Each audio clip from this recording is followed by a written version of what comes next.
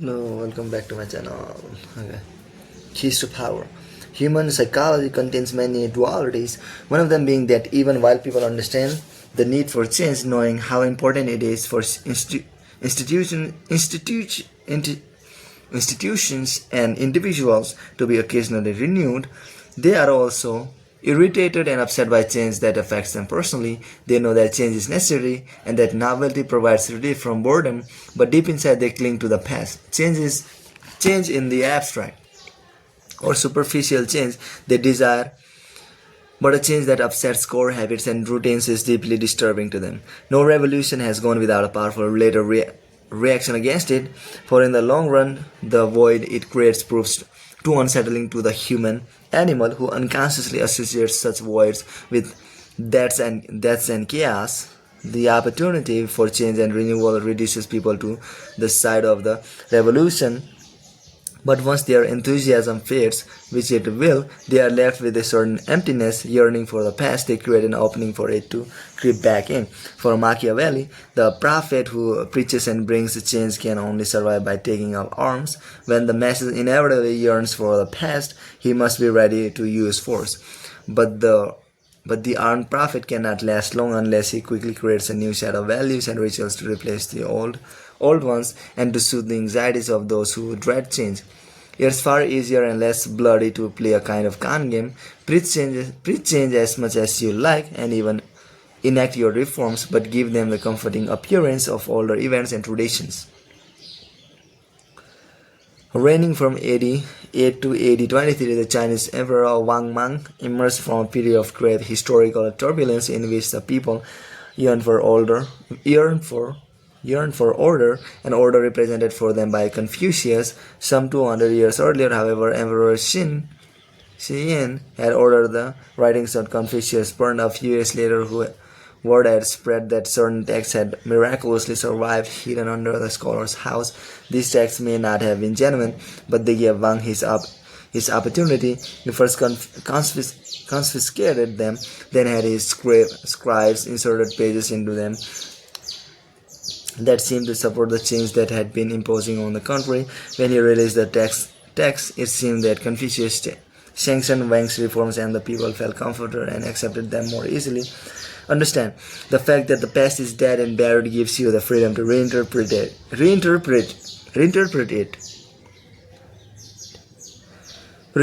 it to support your cause. Tinker with the facts. The past is a text in which you can safely insert your own lines. A simple gesture like using an old title or keeping the same number for a group will tie you to the past and support you with the authority of history. As Machiavelli himself observed, the Romans used this device when they transformed their monarchy into a republic. They may have installed two consuls in place of the king, but since the king had been served by 12 lictors, they retained the same number to serve under the consuls. The king had personally performed an annual sacrifice in a great spectacle that stirred the public. The republic retained this practice, only transferring it to a special chief of the ceremony, whom they called the king of the sacrifice.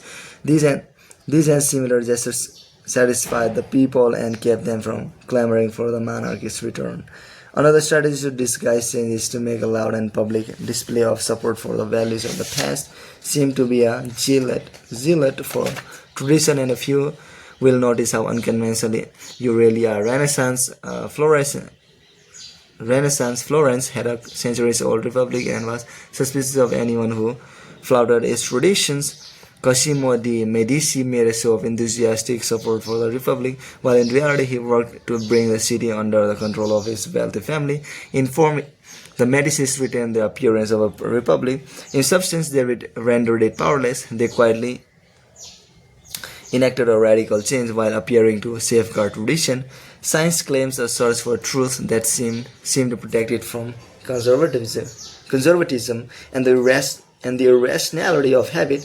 It's a culture of innovation. Yet when Charles Darwin published his ideas of evolution, he faced fiercer opposition from his fellow scientists than from religious authorities. His theories challenged too many fixed ideas. Jonas Salk ran into the same wall with his radical innovation in immunology, as did Max Planck with his revolutionizing of physics. Planck later wrote of the scientific opposition he faced. A new scientific truth does not triumph by convincing its opponents and making them see the light, but rather because its opponents eventually die and a new generation grows up that is familiar with it. The answer to this innate conservatism is to play the courtier's game. Galileo did this at the beginning of his scientific career. He later became more confrontational and paid for it. So pay lip service to tradition, identify the elements in your revolution that can be made to seem to build on the past, say the right things, make a show of conformity, and meanwhile let your theories do the radical work. Play with appearances and respect past protocol. This is true in every arena, science being no exception. Finally, powerful people pay attention to the zeitgeist. If their reform is too far ahead of its time, few will understand it and it'll stir anxiety and be hopelessly misinterpreted. The changes you make must seem less innovative than they are. England did eventually become a Protestant nation, as Cromwell wished, but it took over a century of gradual evolution.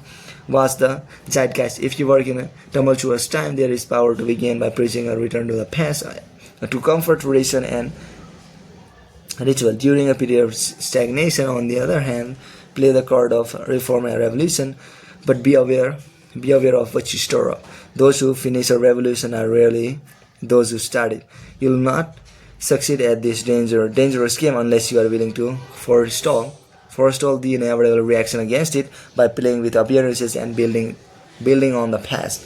Authority. He who desires or attempts to reform the government of a state and wishes to have it accepted must at least retain the semblance of the old forms, so that it may seem to the people that there has been no change in the institutions, even though in fact they are entirely different from the old ones. For the great majority of mankind are satisfied with appearances as though they were realities. Niccolo Machiavelli, 1459-1527. Image: the cat. Creature of habit, it loves the warmth of the familiar, upsets its routines disrupt its space, and it'll grow unmanageable and psychotic. Placate it by supporting its rituals. If change is necessary, deceive the cat by keeping the smell of the past alive. Place objects familiar to it in strategic locations. Reversal. The past is a corpse to be used as you see fit. If what happened in the recent past was painful and harsh, it's self-destructive to associate yourself with it. When Napoleon came to power, the French Revolution was a French in everyone's minds. If the court that he established had borne any resemblance to the lavish court of Louis and Marie Antoinette, his courtiers would have spent all their time worrying about their own necks. Instead, Napoleon established a court remarkable for its sobriety and lack of ostentation. It was the court of a man who valued work and military virtues. This new form seemed appropriate and reassuring. In other words, pay attention to the times, but understand, if you make a bold change from the past, you must avoid at all costs the appearance of a void or vacuum, or you will create terror. Even an ugly recent history will seem preferable to an empty space. Fill that space immediately with new rituals and forms, soothing and growing familiar. This will secure your position among the masses. Finally, the arts, fashion, and technology would seem to be areas in which power would come from creating a radical rupture with the past and appearing cutting edge. Indeed, such a strategy can bring great power, but it has many dangers. It's inevitable that your innovation will be outdone by someone else. You have little control. Someone younger and fresher moves in a certain new direction, making your bold innovation of yesterday seem tiresome and tame today. You are forever playing catch up. Your power is tenuous and short-lived. You want a power built on something more solid. Using a past, tinkering with tradition, playing with conservation to subvert it will give you creation something more than a momentary appeal. Periods of dizzying changes disguise the fact that a yearning for the past will inevitably creep back in. In the end, using the past for your own purpose will bring you more power than trying to cut it out completely. A futile and self-destructive endeavor. So that's it, guys. See you tomorrow.